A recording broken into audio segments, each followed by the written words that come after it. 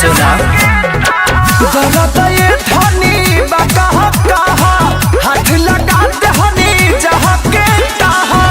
हमर चेहरा छपल हुई नजरियों में दिल में भी कमरियों में दर्द उठे शरीरियों में दिल में भी कमरियों में लहर उठे शरीरियों में।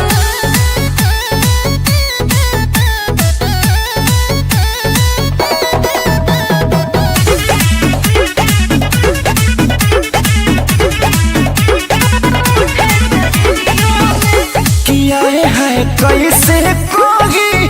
सटेलू तभाग जागे चला कि जब तू कोरवा में आ जालू रानी हो मन बौडाला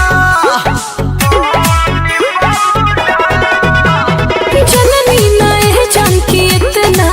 जालिम बड़ा तू देखे जखम मर हम हो न लगावा